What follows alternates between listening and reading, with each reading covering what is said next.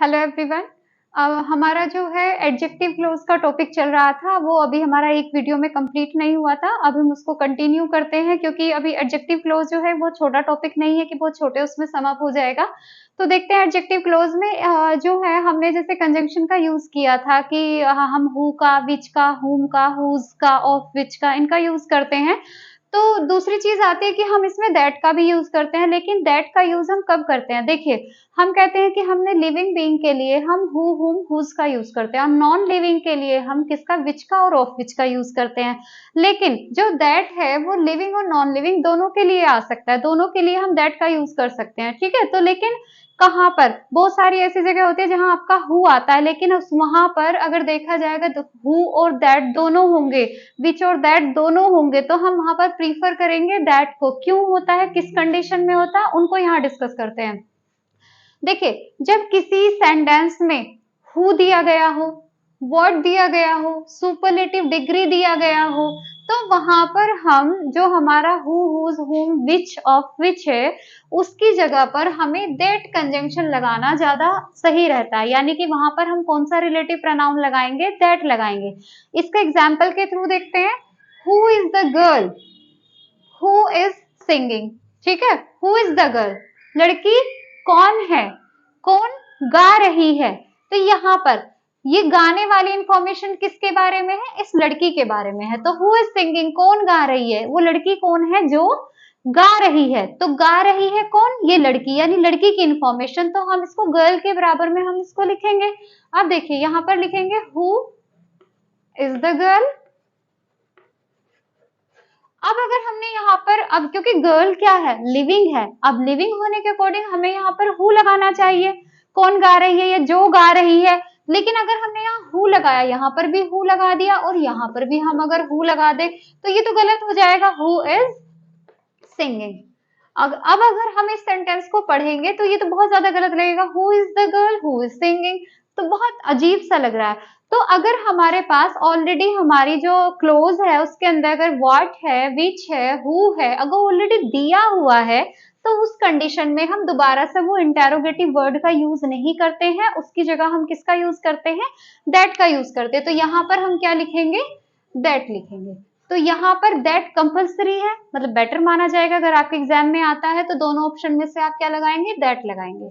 दूसरा होता है what is the news, what made her cry. तो मतलब क्या न्यूज है, किसने उसको रुलाया है, ऐसी कौन सी न्यूज है जिसने उसको रुलाया है। तो यहाँ पर क्या कर देंगे हम, तो यहाँ पर भी दोनों जगह इंटेरोगेटिव वर्ड है तो सेम बात आ जाएगी। तो व्हाट इज द न्यूज, अब न्यूज ने क्या किया, रुलाया है उसको, ठीक है, दुखी किया है उसको, तो न्यूज के बारे में इंफॉर्मेशन है। तो what is the news, that. अब न्यूज के अकॉर्डिंग हमारे पास यहाँ विच आना चाहिए, लेकिन हम विच नहीं लगाएंगे क्योंकि दोनों WH वर्ड हो जाएंगे। तो यहाँ पर हम क्या लगाएंगे, दैट लगाएंगे। दैट मेड हर क्राई, ये चीज हो गई। अब तो I was the first man I heard his name on the radio.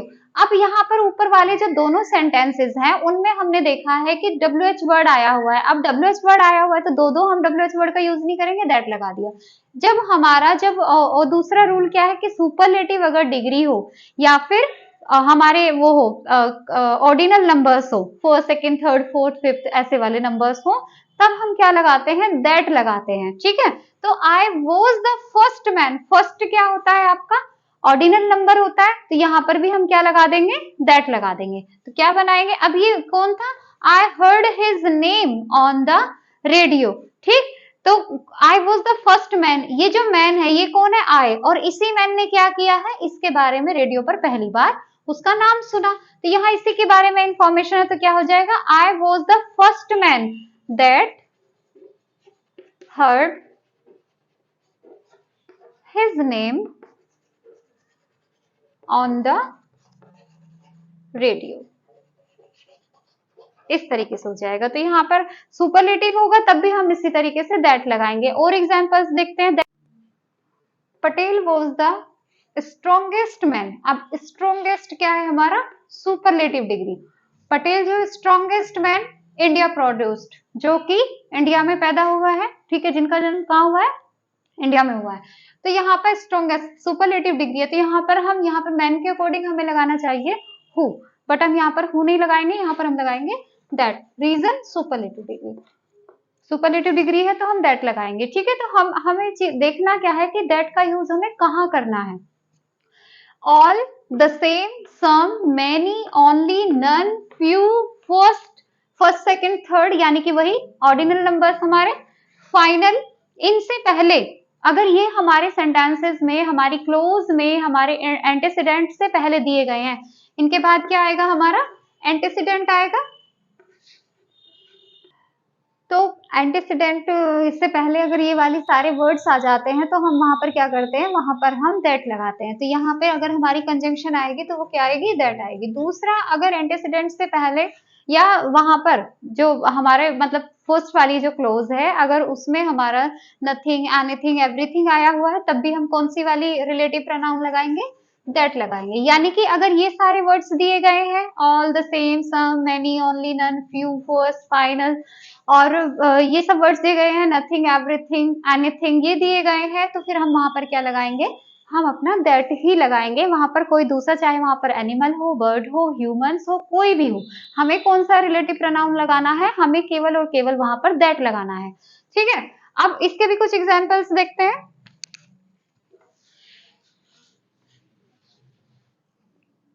जैसे एक बहुत फेमस लाइन है मर्चेंट ऑफ वेनिस की, all that glitters is not gold। ये लाइन है। तो ऑल क्या है, यहाँ पर प्रोनाउन का काम कर रहा है, ठीक है। ये ऑल आया हुआ है तो ऑल के बाद हम क्या लगाते हैं, दैट लगा देंगे। तो ऑल दैट ग्लिटर्स, जो भी चमकते हैं, ये ग्लिटर्स यहाँ पर नाउन नहीं है, ये ग्लिटर्स यहाँ पर वर्ब है, ठीक है। ऑल जो भी चमकते हैं, इज नॉट गोल्ड, सोना नहीं होते, किसकी है, मर्चेंट ऑफ वेनिस की है, ठीक है। तो ये इसमें यहाँ पे हमने दैट लगा दिया। फिर और एग्जाम्पल देखते हैं इसके। मैन इज द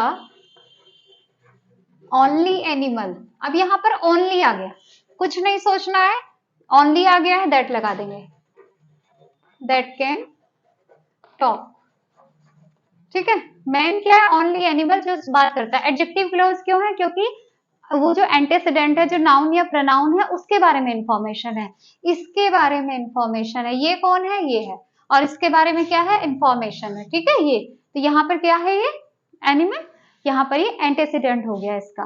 तो this is my final decision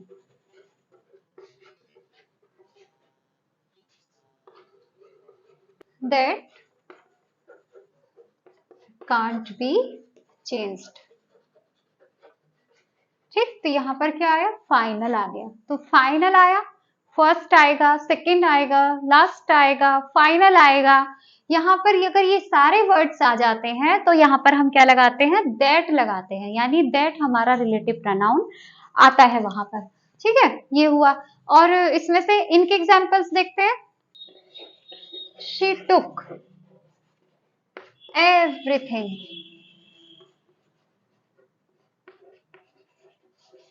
she took everything, अब एवरीथिंग आ गया, क्या लगाना है, दैट आई हैव, ठीक। She took everything that I have. अब इसको she took everything that I have, ये हमारी एडजेक्टिव क्लोज है। आप लोग इसको नाउन क्लोज बना के दिखाएंगे, क्या है sentence, she took everything that I have. इसको आपको किस में चेंज करना है, नाउन क्लोज में चेंज करना है। इसका रूल मैंने अपनी नाउन क्लोज की वीडियो में बताया हुआ है। आगे देखते हैं।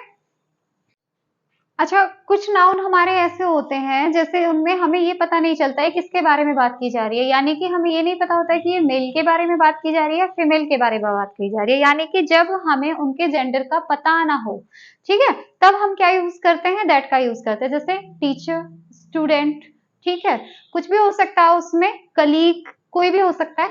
तो जो यहाँ पे है the students, students can be female और कैन बी मेल, दोनों तरीके के होते हैं। तो यहाँ पे स्टूडेंट्स जो है वो यहाँ पर हमें जेंडर का नहीं पता है, तो यहाँ पर हम क्या लगाएंगे, दैट लगाएंगे। बहुत स्पेशल रूल है, इसको ध्यान रखना है कि जब हमें जेंडर का ना पता हो तब हम अपने रिलेटिव प्रोनाउन में क्या लगाएंगे, स्टूडेंट्स के अकॉर्डिंग हमें हु लगा देना चाहिए था, ठीक है, लेकिन यहाँ पर हम क्या लगाएंगे, दैट लगाएंगे, क्योंकि हम जेंडर के बारे में नहीं जानते हैं।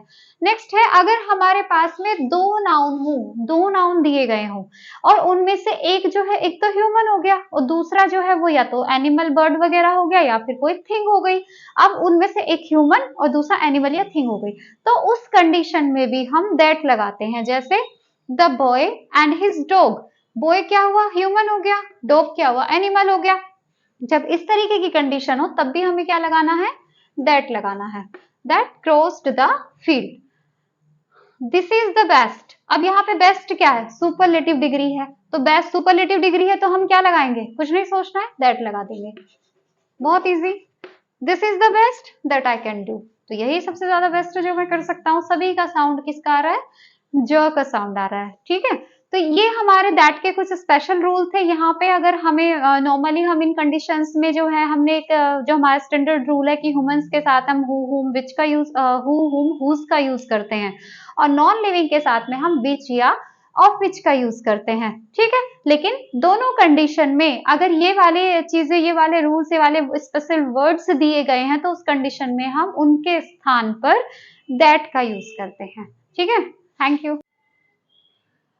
देखिए, इसमें एक दो और कुछ स्पेशल रूल्स हैं। जैसे यहाँ पर ये वाला सेंटेंस अगर आप देखेंगे, they who waste their time always fail.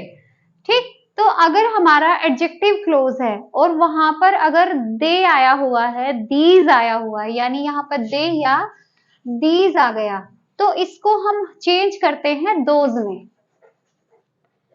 ठीक है, दे दीज को हम किस में चेंज करते हैं, दोज में चेंज कर देते हैं। तो दोज आ जाएगा यहाँ पर, those who waste their time always fails. तो यानी दे नहीं लिखना है हमें, हमें एडजेक्टिव क्लोज में अगर हमारा दे एंटेसिडेंट आया हुआ है तो उसको हम दोज में चेंज करेंगे।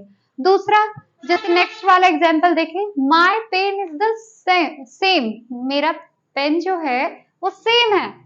लेकिन सेम के बाद में, सेम का रूल हमने क्या डिस्कस किया था कि अगर द सेम प्लस नाउन हो तो हम लगाते हैं दैट, और अगर द सेम के बाद कोई भी नाउन नहीं है तो हम लगाते हैं एज।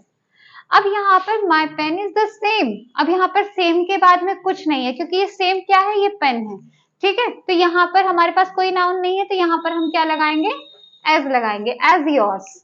ठीक, नेक्स्ट है सच, सच के साथ क्या लगाते हैं, सच एज होता है, सच एज।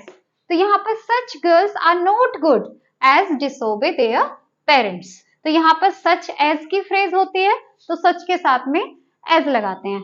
फिर है this is the same girl, अब देखिए आ गया, यहाँ पर सेम के बाद में कोई नाउन नहीं था, यहाँ पर सेम के बाद में गर्ल है, गर्ल क्या है, नाउन हो गया, तो यहाँ पर नाउन आ गया, तो यहाँ पर हम क्या लगा देंगे, हमारा रूल क्या है, the same plus noun plus that, तो यहाँ पर हम क्या लगा देंगे, दैट लगा देंगे।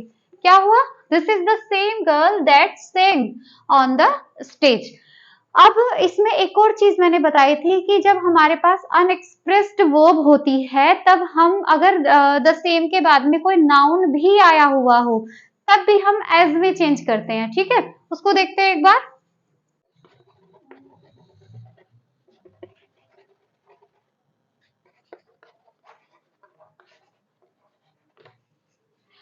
आई like the same perfume she likes. अब आई लाइक कौन सा टेंस है, सिंपल प्रेजेंट। शी लाइक्स कौन सा टेंस है, सिंपल प्रेजेंट। जब हमारी दोनों क्लोज जो है वो सेम टेंस में होती हैं तो हम इसको कहते हैं अनएक्सप्रेस्ड वर्ब बोलते हैं हम इसको। तो जब अनएक्सप्रेस्ड वर्ब का दिया गया हो और हमारा सेम है, सेम के बाद में नाउन है, रूल बताता है दैट लगाओ, लेकिन अगर दोनों तरफ हमारा सेम टेंस दिया गया है तो हम यहाँ लगाएंगे एज, हम यहाँ पर दैट नहीं लगाएंगे। दैट कब लगाएंगे, जब हमारा यहाँ पर अलग अलग वर्ब्स दी गई होंगी, जब एक्सप्रेस्ड वर्ब होंगी, अनएक्सप्रेस्ड नहीं होंगी। जैसे आई शैल बाय द सेम परफ्यूम,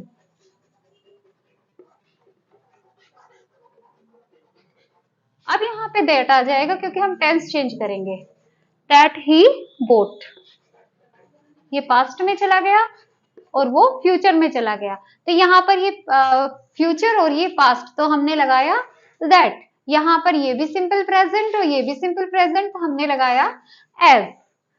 ठीक है, अब इनके कुछ प्रैक्टिस बाद में करेंगे। Thank you so much.